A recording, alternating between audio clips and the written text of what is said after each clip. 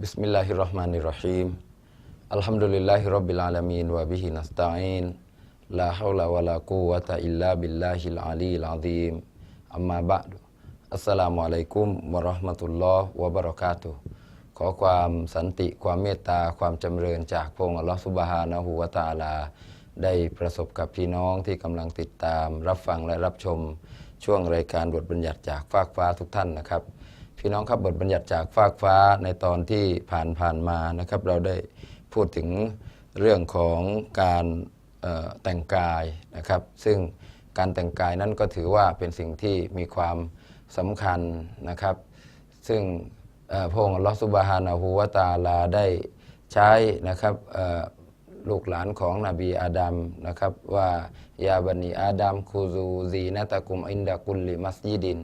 ว่าโอ้ลูกหลานของอาดัมเอ๋ยพวกท่านทั้งหลายจงยึดการแต่งกายให้สวยงามในทุกๆการละหมาดเพราะฉะนั้นการแต่งกายอย่างไรที่จะเป็นการแต่งกายที่สวยงามแล้วก็ชอบด้วยกับบทบัญญัติของอัลอิสลามนะครับพี่น้องครับเราจะเห็นนะครับว่าในแต่ละศาสนาเนี่ยบางทีเขาก็มีชุดที่ประจำนะครับในการปฏิบัติพิธีกรรมของเขานะครับซึ่งอิสลามนั้นก็มีนะครับแต่ว่าในช่วงของการทำฮัจญ์แต่ในเรื่องของการปฏิบัติอิบาดะห์อื่นๆนะครับเราก็จะเห็นว่าไม่มีชุดประจำว่าชุดละหมาดเราแต่งชุดยังไงนะครับเพียงแต่ว่าเรานั้นปกปิดเอาเราะห์ปกปิดอวัยวะที่เป็นบัญญัติใช้ให้ปกปิดในเรื่องของการละหมาดหรือในเรื่องของการถือศีลอดเราก็ไม่มีชุดนะครับว่าถ้าถือศีลอดต้องแต่งชุดอย่างนี้แต่ว่าในความเป็นระเบียบในความเป็นมุสลิมมุมินนั้นก็คือจะต้องปกปิดเรือนร่างในสิ่งที่พึงสงวนเอาไว้นะครับทั้งในยามที่อยู่ในอิบาดะห์ปฏิบัติอิบาดะห์หรือว่านอกการปฏิบัติอิบาดะห์ก็ตามนะครับไม่ใช่พอเวลาเราละหมาดเราก็ใส่นะครับแต่งตัวใส่เสื้อแขนยาวติดกระดุมข้อมือเรียบร้อยหรือว่าใส่โต๊ะแต่พอเวลาเลิกละหมาดเราออกไปเดินไปนู่นไปนี่เราสามารถที่จะนุ่งกางเกงขาสั้นที่ให้เอาเราะห์นั้นมันเผยออกมานะครับให้กับสายตาของผู้อื่นเขาได้เห็นได้ชมอันนี้ก็ไม่ถูกเพราะฉะนั้นคนที่เป็นมุสลิมก็คือจะต้องแต่งกายให้ถูกนะครับตามบทบัญญัติอยู่ตลอดเวลาไม่ว่าจะเป็นการละหมาดหรือในละหมาดหรือว่านอกละหมาดก็ตามนะครับอวัยวะที่พึงสงวนนั้นจะต้องปิดยิ่งไปกว่านั้นเมื่อเราได้รู้แล้วนะครับว่าการละหมาดนั้นคือการเข้าเฝ้าอัลลอฮฺซุบฮานะฮูวะตะอาลาองค์พระผู้เป็นเจ้านะครับเข้าเฝ้านะครับพระองค์แล้วก็เราจะต้องไปยืนอยู่ข้างหน้าพระพักพระองค์ในขณะที่เราจะรุกัวโค้งรุกัวนะครับหรือว่าสุญูดเราก็จำเป็นที่จะต้องแต่งตัวให้มันดูดีแล้วก็ถูกต้องไม่ใช่เอายังไงก็ได้นะครับแต่งอยู่กับอัลลอฮฺซุบฮานะฮูวะตะอาลาแต่งยังไงก็ได้แต่พอเวลาไปชุดไปกินบุญไปละหมาดญะนาซะห์หรือว่าไปที่อื่นเราแต่งอย่างอะไรเรียบร้อยนะครับเพื่อที่จะไปให้มนุษย์เขาดูมนุษย์เขาชมแต่ว่าพอเวลาเข้าเฝ้าอัลลอฮฺซุบฮานะฮูวะตะอาลาเรากับแต่งกายในลักษณะที่ไม่เรียบร้อยนะครับบางทีเสื้อก็ถกแขนขึ้นไปนะครับกางเกงก็ถกขาเนี่ยลักษณะต่างๆเหล่านี้เป็นลักษณะที่ไม่ชอบด้วยบทบัญญัติถึงแม้ว่าเราจะปกปิดหรือว่าคุมนะครับสิ่งที่พึงสงวนเป็นอวัยวะในการที่เราจะละหมาดในขณะที่เราเข้าละหมาดแล้วก็ตามแต่เราต้องคำนึงถึงความเหมาะสมด้วยว่าขณะนี้เนี่ยเรายืนอยู่ข้างหน้าพระองค์อัลลอฮฺซุบฮานะฮูวะตะอาลานะครับเราเข้าเฝ้าพระองค์อัลลอฮฺซุบฮานะฮูวะตะอาลาพระองค์ทรงให้ชีวิตกับเราพระองค์ทรงให้ปัจจัยยังชีพกับเราพระองค์ทรงให้ริสกีให้เรานั้นได้สามารถที่จะไปหาเสื้อผ้าอาภรณ์หรือว่าเครื่องนุ่งห่มที่มันอะไรสวยสดงดงามเนี่ยมาแต่เรากับแต่งไปให้คนอื่นเขาดูพอเวลาเข้าเฝ้าพระองค์ซึ่งเป็นเจ้าของเนียมัตเจ้าของความเมตตาพระเมตตาต่างๆนั้นนะครับเรากับยังไงก็ได้ใส่เสื้อคอขาดกระเป๋าก็หลุดไปมุมหนึ่งห้อยมานะครับผ้าสรงก็ย่นริมยับไปนะครับอยู่กลางหน้าแข้งแต่พอเวลาไปที่อื่นล่ะเราแต่งยังไงนะครับ เรารีดกีบงงเลยแล้วก็ถ้าเป็นกางเกงก็งงนะครับถ้าเป็นผ้าสรงก็ผ้าอย่างดีเนี่ยมันเป็นสิ่งที่เป็นมารยาทที่ไม่มีความเหมาะสมด้วยเหตุนี้นะครับบทบัญญัติจากฟากฟ้าไม่ใช่ไม่มีกล่าวหรือไม่ใช่ว่าไม่ได้พูดถึงแต่ว่ามันเป็นบทบัญญัติที่พูดถึงแล้วก็พูดรวมเอาไว้แล้วยิ่งไปกว่านั้นนะครับท่านรอซูลศ็อลลัลลอฮุอะลัยฮิวะซัลลัมเนี่ยยังมาเป็นแบบอย่างในเรื่องของการแต่งกายนะครับในเรื่องของการแต่งกายอย่างเช่นบางลักษณะเนี่ยเราใส่นะครับผมอยากจะเรียนกับพี่น้องอย่างนี้ก่อนนะครับว่าเราลองมาไล่ซิว่าอะไรที่เราเรียกว่าเป็นชุดศาสนานะครับอะไรที่ว่าเป็นชุดของอิสลามเนี่ยนะครับโต๊ะใส่เสื้อโต๊ะยาวๆนะครับใส่หมวกแล้วก็นุ่งกางเกงข้างในหรือนุ่งสรงข้างในอันนี้เราเรียกว่าชุดศาสนาหรือเปล่าเปล่านะครับโต๊ะแต่ละชุดแต่ละอย่างนั้นเนี่ยมันก็เป็นสิ่งที่บ่งบอกถึงวัฒนธรรมของแต่ละประเทศนะครับบางประเทศก็คอตั้งบางประเทศก็อะไรคอเป็นคอห้อยออกไปบางประเทศก็เป็นคอกลมนะครับบางประเทศเป็นลายเป็นทางบางประเทศเป็นดอกบางประเทศพาเอวขึ้นมาสูงนุ่งกางเกงข้างในนะครับเพราะโต๊ะก็มาจากคำว่าเซ้าบุญที่แปลว่าเสื้อนะครับแต่เรามาเรียกกันเองว่าตัดเป็นชุดยาวๆเนี่ยเขาเรียกว่าโต๊ะนะครับแต่มันก็แปลว่าเสื้ออยู่ดีนะครับเพราะมาจากคำว่าเซ้าบุญนะครับแปลว่าเสื้อผ้าเครื่องนุ่งห่มที่เราใส่เพราะฉะนั้นโต๊ะกับหมวกก็ไม่ใช่เป็นชุดของศาสนาหรือโต๊ะกับสารบัญก็ไม่ใช่ชุดของศาสนานะครับไม่ใช่ชุดที่จะปฏิบัติศาสนกิจพี่น้องครับถ้าหากว่าเราจะพูดนะครับถึงเรื่องของสารบัญนะครับก็เช่นเดียวกันพอเวลาเราไปเช็คดูเราไปตรวจดูเนี่ยนะครับเราเพียงรู้ว่ามันเป็นสุนนะฟิอลียะห์ว่าสารบัญเนี่ยท่านรอซูลศ็อลลัลลอฮุอะลัยฮิวะซัลลัมเนี่ยโพกนะครับโพกผ้านะแล้วก็สวมหมวกอยู่ตราบใดที่ท่านรอซูลศ็อลลัลลอฮุอะลัยฮิวะซัลลัมไม่ได้ครองอิหรอมนั้นนะครับหมวกและสารบัญนั้นไม่ได้หลุดจากศีรษะของท่านรอซูลศ็อลลัลลอฮุอะลัยฮิวะซัลลัมก็แปลว่ารอซูลจะสวมอยู่เป็นประจำนะครับแต่ว่าหะดีษที่รายงานมาถึงเรื่องของการโพกสารบัญแล้วก็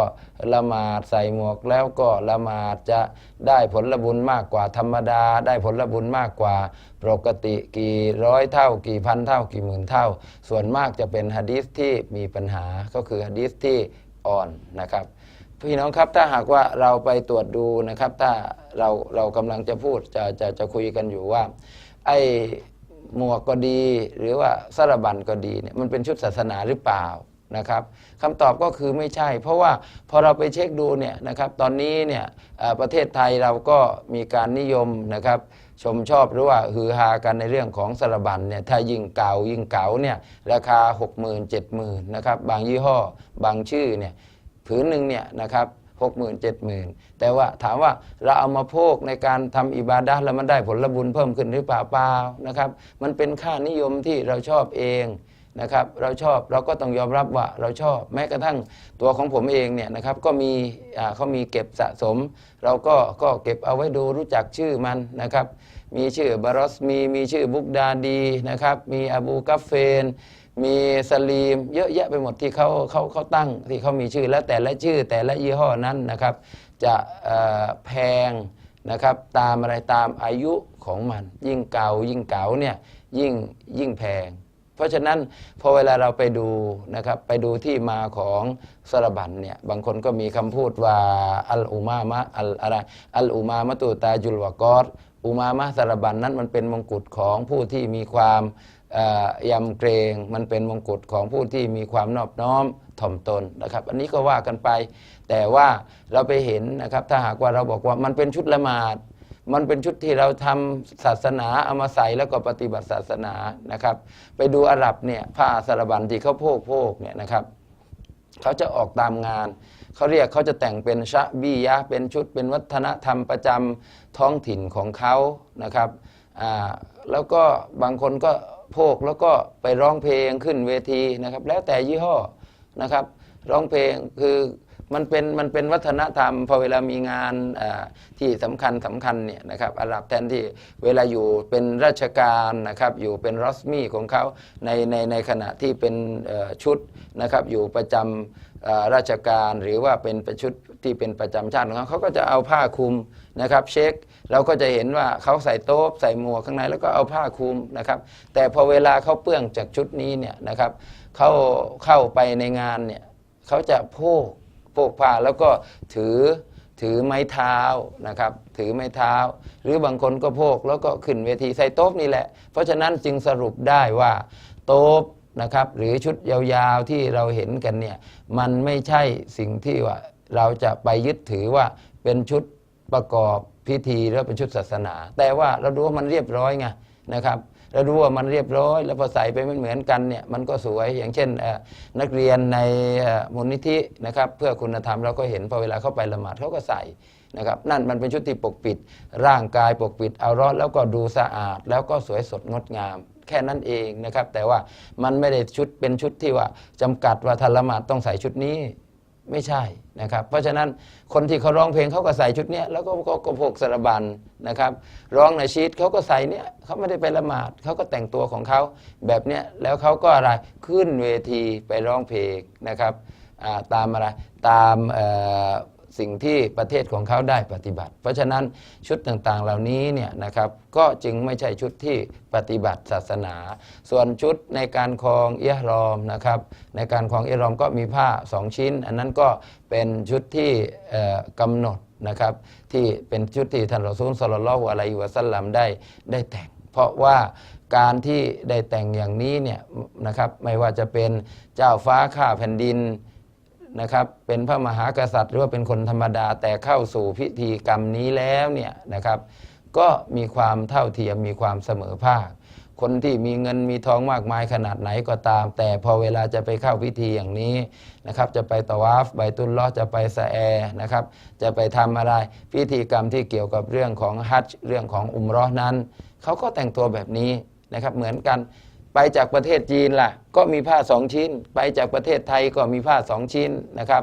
ไปจากที่ไหนก็ตามพอไปถึงนั่นใช้ผ้า2ชิ้นรวยขนาดไหนก็ตามก็ใช้ผ้า2ชิ้น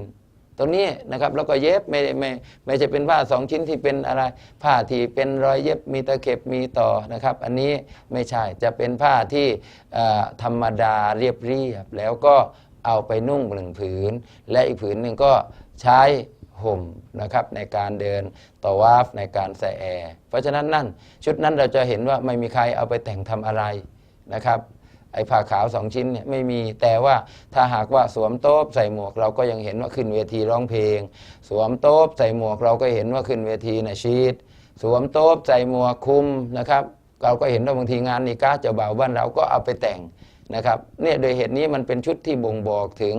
วัฒนธรรมของแต่ละถิ่นถ้าอาหรับซาอุดีอาหรับนะครับอิมิเรตเราก็จะเห็นว่าอะไรเขาคุมเขาโพกกันนะครับเป็นสิ่งที่เป็นสัญลักษณ์ที่บ่งบอกแต่ซาอุดีเขาก็ปล่อยคุมถ้าอิมิเรตเขาก็อะไรพันนะครับเอาผ้าคุมไปทำผ้าสามเหลี่ยมคุมแล้วก็ที่เหลือก็จับแล้วก็เอาพันเพราะฉะนั้นมันเป็นการบ่งบอกถึงการแต่งกายประจำชาตินะครับไม่ใช่เป็นสิ่งที่บ่งบอกว่าเป็นการแต่งกายเรื่องของศาสนาแต่เราก็เห็นนะครับว่าดูแล้วมันก็เรียบร้อยดีแต่ในขณะเดียวกันพี่น้องนะครับถ้าหากว่าไปเดินแถวนานาหรือว่าไปเดินที่พัทยาเนี่ยนะครับพี่น้องก็จะเห็นว่าไอ้ใส่โต๊ะนี่แหละนะครับใส่โต๊ะขาวๆนี่แหละแต่ว่าประคองผู้หญิงข้างซ้ายข้างขวาที่แต่งตัวแบบไม่ใช่อิสลามเพราะฉะนั้นชุดนี้จึงไม่ได้เป็นสิ่งที่บ่งบอกว่าเป็นชุดที่เป็นชุดอะไรเป็นชุดของศาสนาแต่ว่าเป็นชุดที่เรานะครับมองเห็นว่าคนเขาก็แต่งหรือบางทีนะครับจะเป็นชุดศาสนาอะไรคนที่เป็นคริสต์เขาก็ใส่นะครับที่ตลาดที่ฮุเซนที่อาตาบะที่ประเทศอียิปต์เนี่ยนะครับกรุงไคโรเนี่ยเขาก็อะไรนุ่งแล้วก็ขายหมู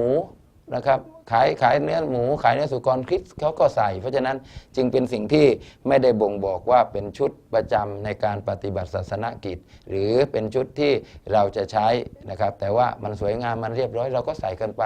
นะครับก็คงจะมีสิ่งที่เป็นข้อมูลให้กับพี่น้องในเรื่องของการแต่งกายวันนี้นะครับเพียงแค่นี้อินชาอัลลอฮ์ส่วนเรื่องความสั้นความยาวเรื่องของสีนั้นเราจะได้มีโอกาสเอามาพูดคุยกันในโอกาสต่อไปวันนี้บทบัญญัติจากฟากฟ้าก็คงต้องยุติเอาไว้ด้วยกับเวลาเพียงแค่นี้วะศ็อลลัลลอฮุอะลานบีนะมุฮัมมัดวะอะลาอาลีฮิวะซอฮบิฮิวะซัลลัมวะสลามุอะลัยกุมวะเราะห์มะตุลลอฮ์วะบะเราะกาตุฮ์